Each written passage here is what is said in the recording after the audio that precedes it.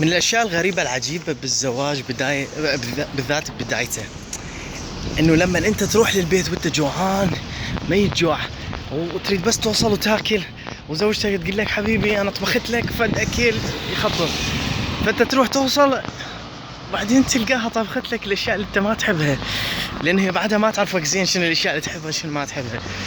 فتبهوأ تقول لها حبيبتي انا ما احب الباذنجان، تقول لك لا انا سويته بطريقه ثانيه، تقول لهم ما له علاقه بالطريقه الثانيه، انا ما احب الباذنجان.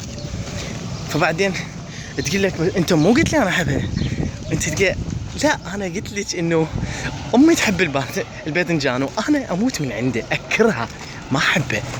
تقول لك اوه انا اسفه خبطت. زين هسه انت خبطتي بالقصه، انا شلون تخبط معتي شلون يعني؟ من الاشياء الثانيه هم يعني اللي هي غريبه عجيبه، انه فرضا هي تريد تفرحك، فتلقى الصبح على الريوق تجيب لك تملي لك الميز مال الذوق طاب، تفرش لك الميز كله اكل على شي زيتون، والزيتون فد نوعين ثلاثه، على البيض نوعين، على جبن، على قيمر، على عسل، يعني على شاي، يعني تريد تخلي الخبز بمكان ماكو مكان على الميز، يعني ماكو مكان ماكو. وفوقها تقول لك ها حبيبي عجبك؟ المشكله هي تشوف وجهك انعقد، تقول لك شنو ما عجبك الاكل مو طيب؟ الاكل طيب، بس بالنسبه إلها هي تشوف انواع اكل حتى ترضي زوجها، بس بالنسبه للزوج هو يشوف فلوس ممدوده على الميز، يعني هذا الاكل قابل اجى ببلاش، يعني قالوا لي قابل اجى ببلاش، هسه ما يخالف حلو نشتري حتى ناكل.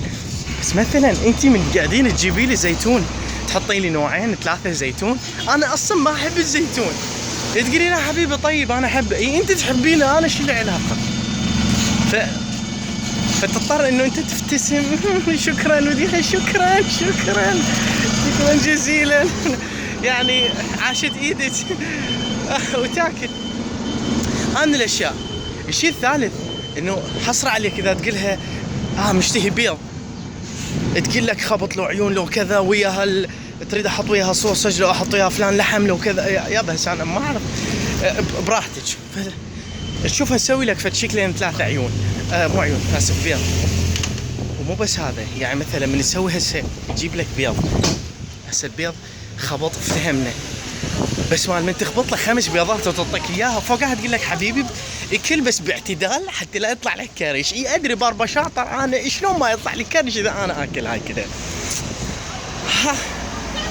هاي بداية الزواج، اشياء حلوة، بس يعني واحد يتعرف على الثاني شوي شوي بعد.